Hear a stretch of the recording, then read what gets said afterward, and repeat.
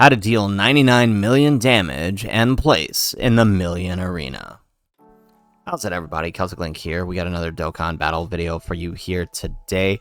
We have a brand new challenge event versus the Million Arena. This new challenge event comes in several stages, challenging us to deal the highest score possible in order to place in a leaderboard and move across the rankings to get various rewards. So we're going to break down how this is going to work, what you can expect, and how to take down the event. So let's go ahead, let's hop on in and let's take a look here. So this new event pits us against all players, both JP and global, with a limited number of turns to deal the most amount of damage possible. The top 30 players across all three, the preliminary, semi-final, and final, can get unique titles and special rewards. So and the way it basically works is we have two modes, single player and tournament mode. If you want to place, you must take part in the tournament mode, but be aware that there are only a limited number of attempts once moving on to the semifinal and final, because you have to use keys in order to access the event. So be aware that you have to have your strategy down pat by the time you get to that, and we'll be with you every step of the way.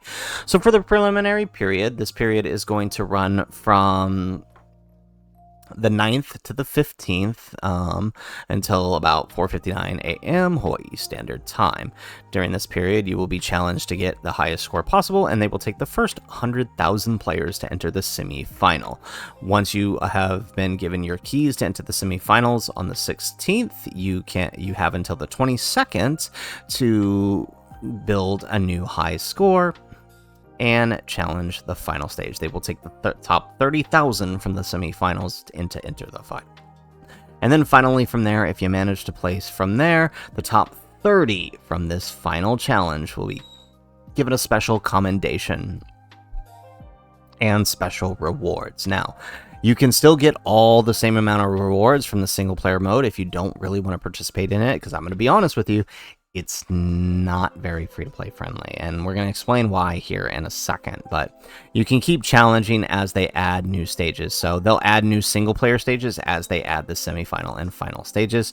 You'll get 4 stones at each step of the way, along with special rewards for those who actually place. Now, each challenge gets significantly harder as it moves through the challenge, right? So this first challenge, we have no attempt limits. We have no category limits, right? However, once you reach the semifinal and final, you'll receive a limited key, and each one of those has its own restriction. So, for example, the first restriction that's going to occur on the 16th, right, will have an Earthbred Fighters restriction, as well as an attempt limit, however many keys you have. Then when we reach the 23rd, it will shift to tournament participants in that stage. Now, that, of course, does make sense, given that, if we look here, not sure how many people noticed it, but the unique titles that you can get, I think it's down here on the rewards. The unique titles you can get, there happens to be a new new TN. Everybody is assuming this is the new LRTN. Fits the 2 categories you need. So it's definitely like, pay to, I'm guaranteeing this TN is probably going to be some kind of nuker to kind of help with this event. So if you're willing to summon on it, you will have a character that can help you out. So you will get stones, and among other special titles, and you can still get the special titles. I think they're slightly different for completing the single player one, but those who place in the top 30 will have their own very special unique titles. So now, how do you take this down? Now, it should be obvious, but it really isn't, right? Because this wording can mean a lot of things, but based on the damage inflicted, this is a nuking style event, and one of the more challenging ones we've had in a while, because the enemy hits back. That's what makes it difficult. So you have to play by the rules, and you have to also bring things that will help survive the 3 turns you have, because you're gonna need to run a nuking lead, and a nuking lead means you have no attack and defense, and you have no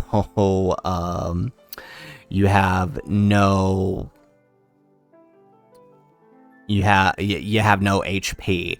That's the bigger thing, right? The no HP thing really hurts more than anything else. So, now because the first type has no category restrictions, you can really use anyone. Although I find Fizz Vegeta helps a lot because of certain characters like GT Goku really work well with his Fizz orb changing, and we'll show you that. So utilizing any of these nuking leads for the first round is really going to help you out since there are no category restrictions. Then once you've selected your lead, you do want to start looking at guys who raise attack and defense. 20 to 25% or more is going to be really helpful. So like the Broly trio getting 20% per Fizz Key Sphere, going to be really helpful. A few of these others are a bit too old to be useful, like the androids or these guys here. Most of these guys are all too old. The 17 can work a little bit. Actually, his partner, the 18, actually works a little bit better, but it just there's just a bit too much that has to go right RNG wise to make that nuking work. But it is there. A few of the characters that actually work really, really well here are actually characters like the Fizz Goku Black, the GT Duo. Goku works a little bit better because his raise is actually 30% upon EZA, whereas Vegeta's is only 20%, but it'll still work. But Goku's will definitely work a lot better for you, despite the enemy being STR. A few other units that will work pretty well for you are like Mercenary Tao. If you can set up the team correctly, you could probably get away with running like a Friend Tao to give you some extra defense.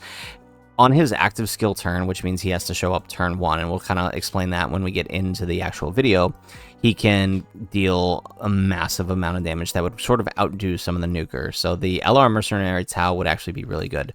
Another character requires a bit of setup and also very limited, right? But if you have the Mechi Kabura on a nuking lead, he can work very, very well here.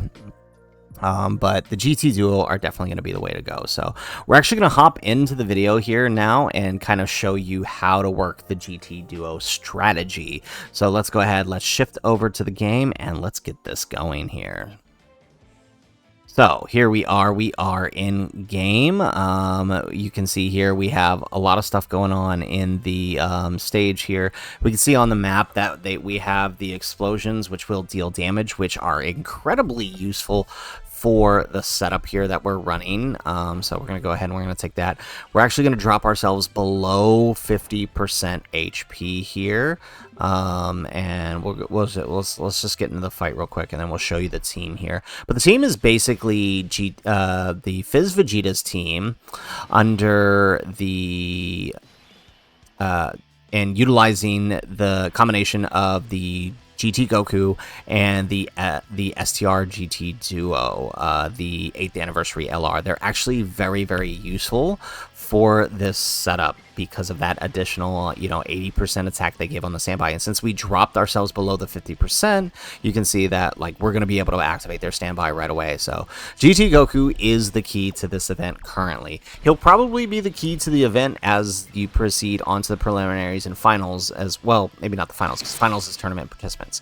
Tech Jocko here is incredibly useful for damage mitigation, right? Because again, you have no HP. Him and the Int Chaozu, whichever one you have, are incredibly useful because it's just a free guaranteed stun. If you have Tao, he works as well, but Tao requires full mission execution for that. Or actually, no, Tao works. No, because he's Kamehameha, you actually don't need it. So, yeah, here we go. So, we got the strategy right. We basically got our setup. So because the GT Duo, right, but we're below 50%, so we can just straight up proc their standby here. We don't need to wait till turn 4. We can go ahead and pop this, and that's going to give us an additional 80% attack combined with the 50% support from the Gohan. You need Gohan or Broly trio. One of those has to be here for you because you need someone to change all key spheres. And so I brought Gohan. If you have Broly trio, you can bring him too.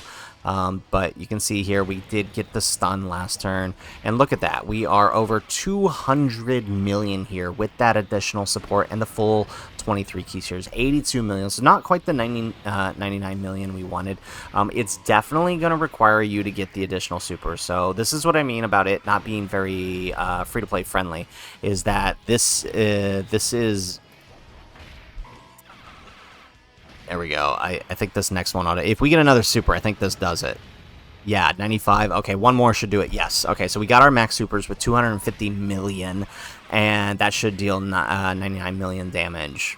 Yeah, so like I said, this not being free-to-play friendly is that this does require a Rainbow GT Goku. I don't know currently that anyone else can do it and hit the damage in a single turn. The SDR GT Duo definitely help, but... Maybe Vegeta could do it, but Goku does more supers, and as you see, we needed all of our supers here to get it going here. AGL Goku also helps with stunning, the 90% damage reduction for turn 1, right? If you don't get Jocko, you get him, right? You can bring AGL Goku. He's good because if you get this super attack, right, he will stun for the second turn, which protects the next rotation in case you can't super with the Fizz Vegeta. So, you know, all of this kind of works together to build a good team, you see, and he's got the additionals built into him, so he's very helpful. But yeah, like, again, you want to bring stunners to help mitigate damage, because you don't want to be taking damage throughout this, because you just have to survive. You don't actually have to kill him. You just have to deal the 99 million, and then complete it. And then, as you can see here, we're actually going to get the missions, right? As long as Goten and Trunks show up there and tell you you did a good job, that means you did it. 250 million is probably the best. This is the best I've been able to get with the setup here. I've tried many different setups here, but you see here we procced all 13 missions. That means we completely cleared it with this team. If you don't have Fizz Gohan, again, Broly Trio is a great replacement here to help you clear all the missions. You should be able to still get the 99 million with a Broly Trio on rotation for the support. But you can see there, right, that only proc the story mode mission. So now you got to go back and you got to do it for the preliminary. So for right now, the preliminary is fine because you have what you need, but you may not have that later. So, because it is limited attempts after this. So guys, that is it for the video. If you liked the video, make sure you hit that like button and subscribe to the channel if you have not already. And in the comments down below, let us know, what team did you run to complete it, and did you find this guide helpful? I find that GT Goku is definitely the best option here, but I'm curious to see what teams you guys came up with to complete the event. Let us know in the comments down below. Otherwise, guys, as always, thanks for watching, and aloha!